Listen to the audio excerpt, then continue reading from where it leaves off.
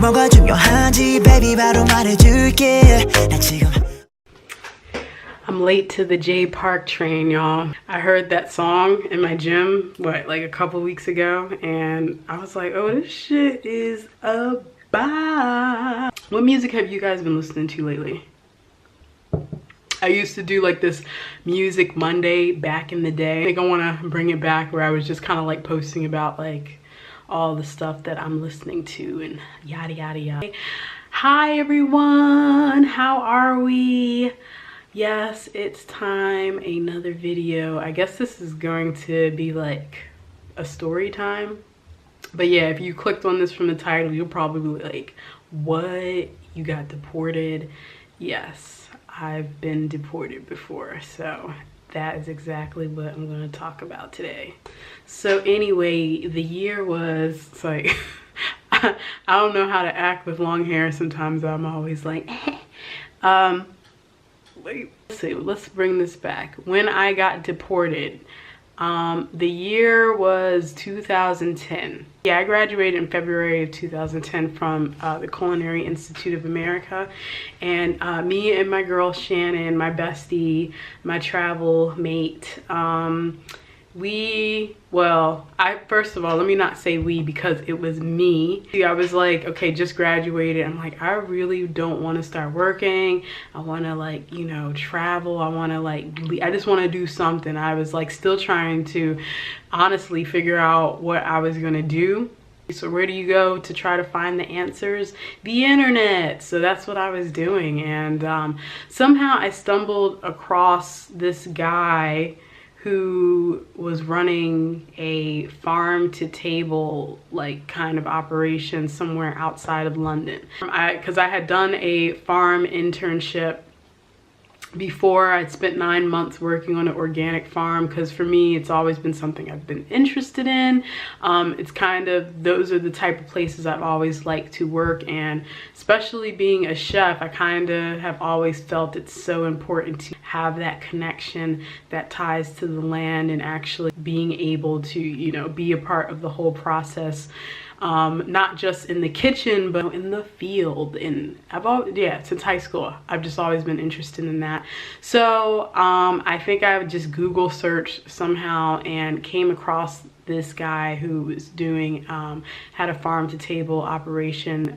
It was a cafe, and they also grew things for the cafe, but they also had a CSA, which is community supported agriculture. They had like a CSA program kind of like going on, and started researching more about this guy, what he was doing, his whole little philosophy. I was digging it, and I believe that I went to the website and I applied.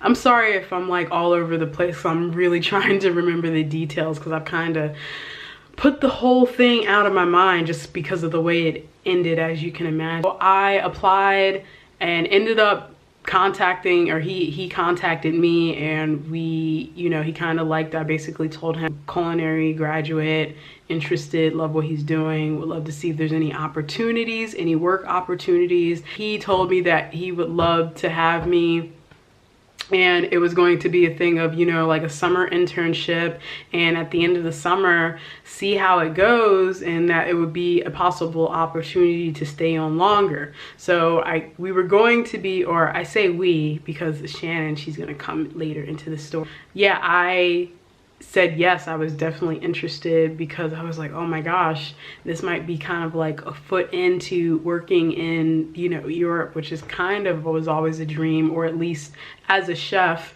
going to work in any capacity anywhere in Europe is kind of, it seems like well, in my mind at the time, it was like a rite of passage, something you should do if you're like a real chef.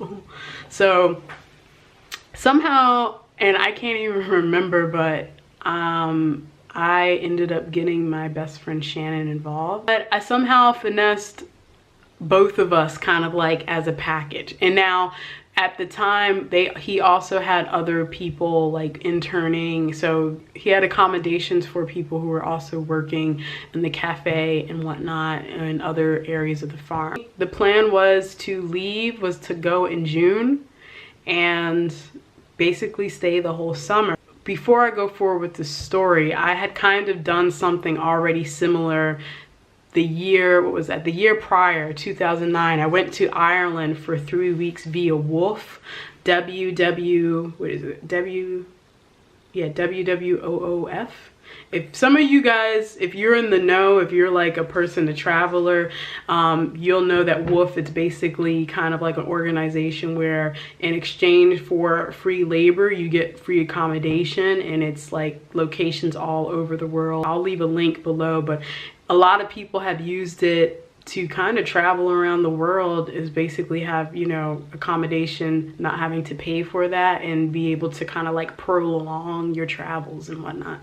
So that's what me and another friend from college, we had went the year prior to me going to London. And yeah, we went for 3 weeks, so it wasn't like the whole summer, but I remember going through customs in Ireland, and it was like a breeze. So because I already had that experience, I'm thinking, all right, you know, this is going to be a breeze, blah, blah, blah. Yeah, getting the tickets, Shannon got her ticket. We were like set to go. My friend Shannon, she lives in New York, so we weren't leaving together, and we ended up buying, I think we somehow ended up buying our flights so that we would pretty much both be arriving the same day in Heathrow. That was the plan. So what happened? I remember the day of my flight, there was a storm. I was supposed to fly out from Philly to Boston and Boston to Heathrow, from what I can remember. And that night there was a storm, so my flight was canceled.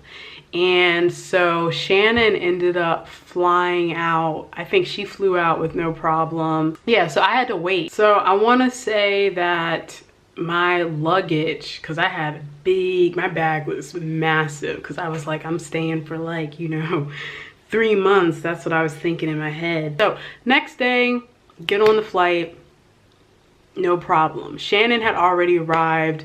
She got through customs, everything was fine. Luckily, did she go straight? I think she went straight to the farm, I believe. She just went there. And I think she had some relatives in London, so that kind of like worked in her favor. So she was like, she kind of wasn't alone, but I think she just ended up going to the farm, and we kind of contacted each other, and it was like, all right, you know, no biggie, I'll let you know when I arrive, da da da da. Flight is fine. Touchdown in Heathrow first thing. I think it was like early, it might have been like 5 in the morning. Nobody. It was so nice. I'm like, oh my god, we're the first plane in. Boom, head into the customs line, and it was like I was like literally the first one in line, which has never happened. So you know, it's bright and early morning, blah blah blah. It's going through, first one in, and you know, they ask you questions and all that. Now here is where everything pretty much went to hell. They're asking me, of course, like they do, about, you know, your stay, how long you're staying, your reason for, you know, coming to the UK, blah, blah, blah. So the first thing out of my mouth is I told her, you know, and now when I think about it, I'm like, damn, what would have happened if I had kind of, anyway, we can't go into the what ifs, but I basically told her, oh, I'm here, I'm doing a volunteer, da da da da, some volunteer farm work. And she's like, oh, okay, well, you know, do you have your return ticket back, blah, blah, blah. And I said, no, I don't have my return ticket, but I am staying, you know, for basically, it's just a summer internship, and then I will be going back, da, da, da, da. Yeah, pretty much, I don't even remember the other questions that she asked, but after that, like, I had like, you know, some documents. I think I had documents of my flight or when I was planning on returning back and whatnot. But basically, soon as I said that, they had me, they were like, okay, ma'am, you're gonna have to, you know, step to the side. So I was like, okay. 45 minutes went by, and at this point, the line for customs and like the clearance was like, it was, you know, full. And so they came to me after like 45 minutes of sitting and waiting, saying, well, we don't have enough information, so you're going to have to, you know, come with us, and we have to ask questions.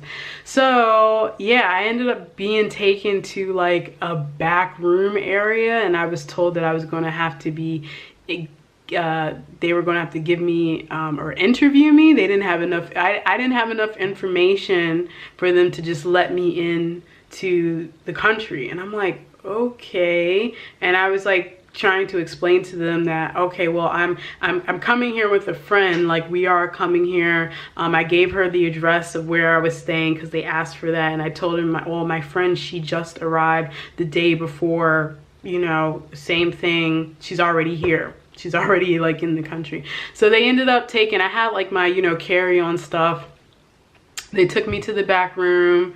They kind of took my stuff, and then I went into like another like room with, I guess, one of the immigration officers or something like that. And so she asked me all these the same questions again, and she was like writing stuff down kind of like over and over, you know, like, okay, well, how long were you staying? What was your intention? Da da da da da. And so, you know, she wrote all of that down. It must have been like another like hour. And then so finally at the end of all of that, she said, well, unfortunately, based on all the information that we have, we can't let you in.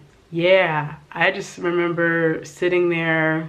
I'm pretty sure I started crying. I started crying hardcore, like, what?